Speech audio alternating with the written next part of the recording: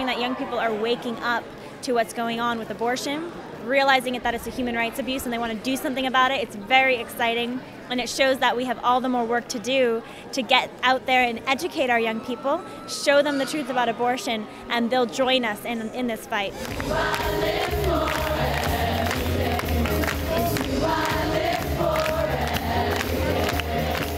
People can look at me and say, oh geez, poor Melissa. You know what, her parents tried to abort her and now she's had to live with that all her life.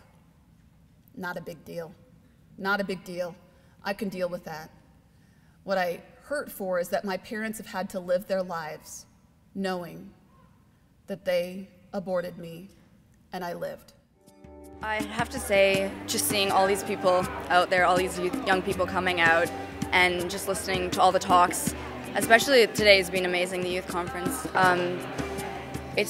I would encourage people to stay overnight and just come to these conferences because yes, you go to the march, but this kind of brings up, keeps the momentum going and it gets you informed and it gets you motivated to go back home and do something with it all.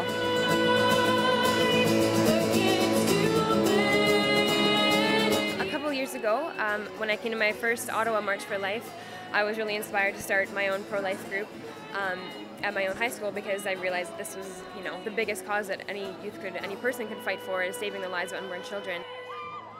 I'm not even at the high school anymore, and the group is still going with the Scalo, and the students are still super excited about life. A bunch of them are here today, new girls I haven't even met and guys I haven't even met because they're there after I left the high school, and they're still excited about life and in the group that was there when I started, and it's incredible. But what I saw over the last 9 years is this incredible morphing of this young people's movement, of the schools getting involved, and so last year we had 12,000, the year before that we had 8,000, the year before that we had 6,000, the year before, and when you're standing up on the stage looking out at this growing audience every year, it's this incredible feeling that there's movement going forward. Each year we bring about 150, 155 kids from the Hamilton Wentworth Catholic District School Board.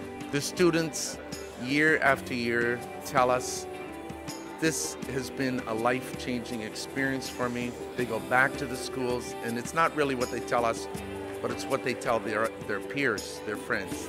The words that come to mind are just the words of our beloved Pope John Paul II, who's now venerable, and his first words was, "Do not be afraid."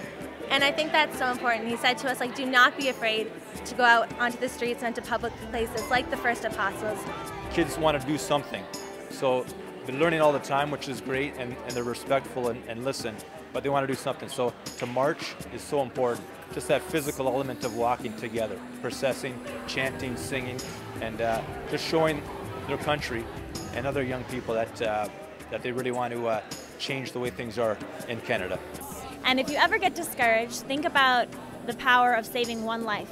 And that even if your whole life of activism and educational work and pro-life work saved just one life, and I think it will save thousands because our combined efforts will end abortion, I believe, in my lifetime.